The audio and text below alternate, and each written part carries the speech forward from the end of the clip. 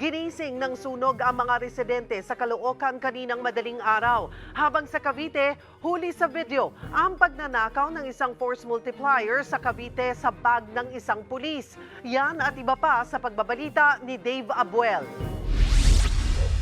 Pasado alas 3 kaninang madaling araw, binulabog ng nagangalit na apoy ang mga taga-barangay 148 sa Caloocan City. Kwento ng isa sa mga nasunugan, nagulat na lang sila nang makitang nagliliyab na ang ikalawang palapag ng kanilang bahay. Buti na nga lang at agad silang nakalabas magkakapatid, kasama ang alaga nilang aso. Kung di po ako nagising, baka po inabot ko yung kapatid ko. Nadamay din sa sunog ang katabing bahay at sari-sari store ni Edgar na ni isang gamit walang naisalba. Binasa ko yung sa pintuan para mabuhusan ng tubig, hindi talaga hindi tayo madala. Lahat ng gamit namin yan, sunog na sunog. Lahat mga papilis namin, sunog. Yung pang wala na, walang magawa. Ganap na alas 3:44 ng madaling araw, idiniklara ang fire out. Ayon sa BFP, 2 bahay at 3 pamilya ang apektado sa sunog. Sa ngayon, patuloy pang inaalam ang mitsa ng apoy. Masdang mabuti naman ang pag-alis ng force multiplier na si alias Jomar sa isang police community precinct sa Imus, Cavite pasado 1:00 ng madaling araw nitong Miyerkules.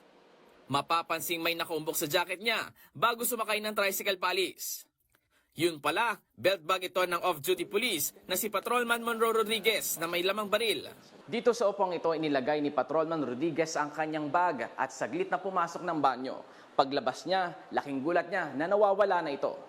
Nang ipagtanong, may nakapagsabi sa pulis na nakita nitong hawak ni Jomar ang bag. Kinabukasan pa po yung duty ko. Kaya nakalagay po sa bag. At galing po ako sa labas ng PCP. Meron po akong pinuntahan. Matapos makumpirma sa CCTV, agad nilang pinuntahan ang bahay nito at inaresto. Nabawi naman ang bag at baril. Depensa ng sospek, nakursunadahan lang nito ang bag at wala siyang ideya na may laman itong baril. Nang tanungin kung bakit niya ito kinuha. Hindi ko lang po alam, parang nadampot ko lang siya eh. Pero hindi ko binuksan, hindi ko tiningnan. Pero iba raw ang idinahilan niya sa mga pulis. Nangangailangan lang daw po siya, pilitan lang po siya, ibebenta daw po sana.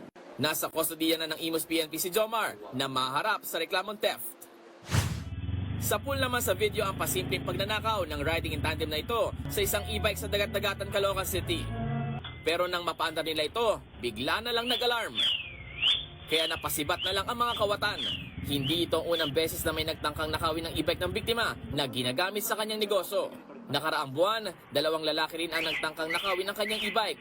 Mas maganda kung pag-iiwanan nyo na siya, siyempre, make sure lagi dala nyo yung susi, tapos yung alarm niya, nakaset na para kahit iwan nyo, mag-a-alarm pag may magtatangkang magnakaw.